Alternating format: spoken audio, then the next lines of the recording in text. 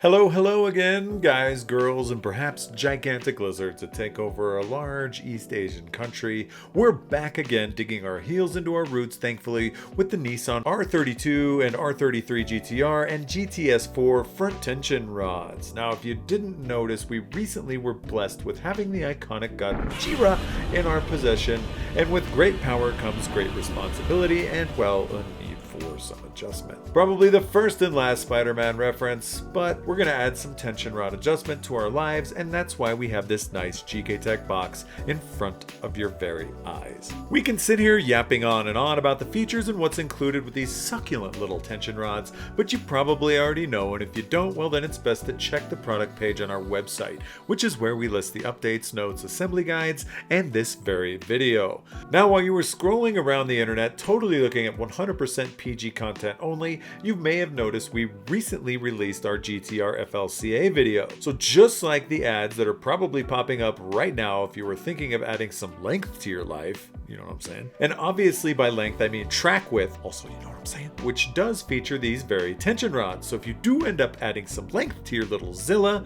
it's highly recommended to get an adjustable tension rod, as we mentioned in that very video. So maybe give that video a squiz if you want to increase that track width and widen up your little GTI. Alright, now that you're in the know about everything we have in the front of the GTR and how it all works, we can put the tissue box away and go ahead and rip out our little lizard's boring OEM tension rods off the car. Alright, so first things first, go ahead and get that little lizard up in the air, and whilst wiping those tears from your eyes that you've finally saved all your pennies to get one that isn't full of rust, and rip that front wheel off. Upon zapping said wheel off, go ahead and salute the ingenious Japanese engineering that got you thus far, and go ahead and get your zapper zapping. With the zapper cocked in one hand, go ahead and zap the two nuts that are securing the tension rod to the FLCA and get them out of the way. Head on over to the front side of the tension rod and loosen and remove the nut on the bolt that runs through the guts, and wind that off, then yank the bolt out, which is pretty much the only thing holding this whole shebang in place.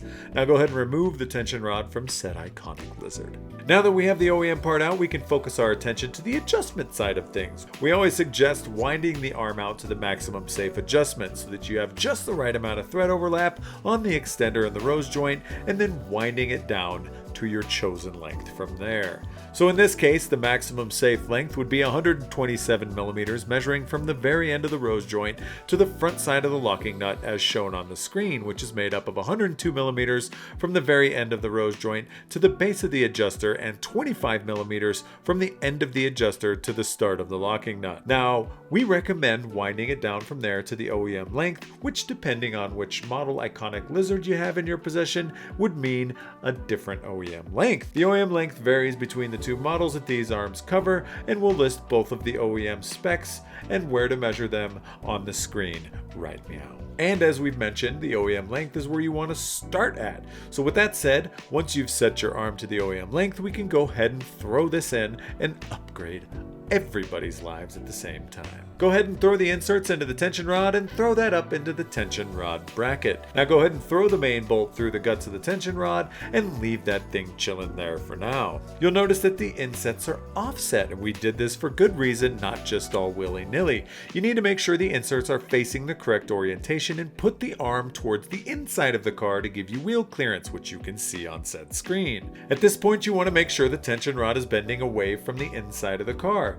This has been done to give clearance to the end link, but don't worry, you still have the offset inserts in the front to bring the arms in on the front side, giving you wheel clearance.